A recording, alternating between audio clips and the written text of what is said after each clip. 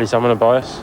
The local MP says it's essential to maintain productivity and the firm's sound reputation. The point is, it's profitable in Leighton Buzzard. It's a going concern, and what we all want to do is to talk the Leighton Buzzard side up so that the receiver can sell it off as a going concern.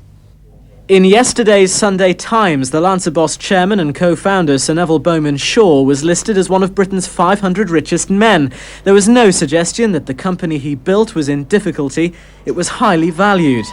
Lancer Boss is in jeopardy now as a consequence of Germany's deep recession. Its position is complicated by its interdependence with its Munich site, but workers and receivers in Bedfordshire hope they can unravel the knots, maintain production and sell the business without shedding jobs. 2 teenagers in a stolen car were killed when it crashed and caught fire near Peterborough early this morning. Police may have to use dental records to identify the victims. The accident happened just after 1 o'clock this morning on the B1443 between Eye and Newborough. The Metro car hit a tree and ended up in a ditch before bursting into flames. It had been reported stolen from Orton Melbourne earlier yesterday, and police now believe a second stolen car, a Vauxhall Astra, could have been at the scene of this morning's crash. Police are appealing for any witnesses. Officers are investigating a mystery phone call made to the police last night, which they believe may have been made by someone who had knowledge of the crash. The gay community is being asked to help detectives investigating the murder of a man whose body was discovered between Bury St Edmunds and Mildenhall. Mark Kelsey's partly clothed body was found in a wood at Mildenhall Warren on Friday. Today, police released this photograph of 47-year-old Mark Kelsey, whose body was found close to a lay-by in woods at Mildenhall Warren, a known haunt of homosexuals. He died from severe head injuries. Detectives are now appealing to members of the gay community for help. Some have already come forward with information. Members of the gay community obviously have a mistrust of the police, and it's very difficult to reassure them that any information that they're willing to give us will be treated with the utmost sensitivity. But if they feel they can't contact us direct, maybe they could speak with a gay helpline. Mark Kelsey was last seen alive at 5 o'clock on Thursday evening in Mildenhall town centre. It's possible he may have visited this lay-by near Barton Mills roundabout on more than one occasion that evening. Police say his sexuality will have no impact on the way their inquiry is handled. Their prime concern is to track down his killer.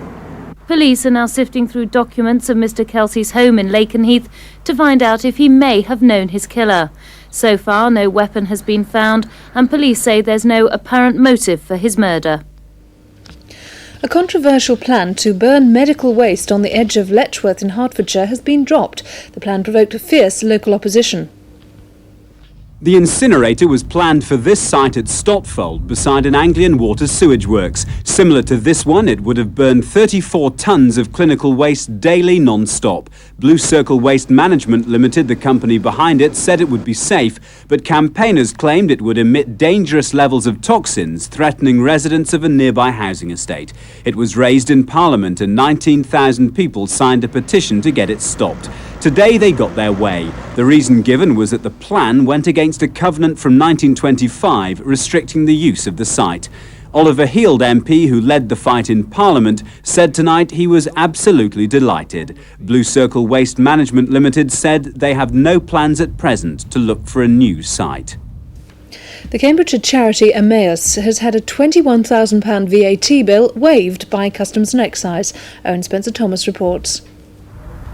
Emmaus, which helps homeless people at Land Beach near Cambridge, was under threat of closure when last month it lost its battle over the bill.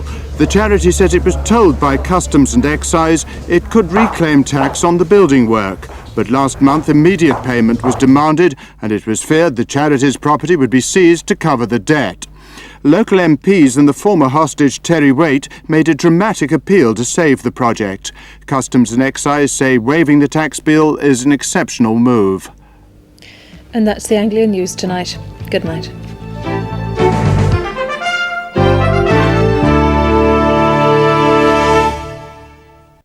And here's the Anglia weather forecast. Cloud will remain well broken overnight, and together with light winds, a frost is likely in many places. Tomorrow will start bright and cold, but a band of cloud and rain will spread slowly east later. By Wednesday, a return of dry but cold weather is likely, with a fresh northerly wind.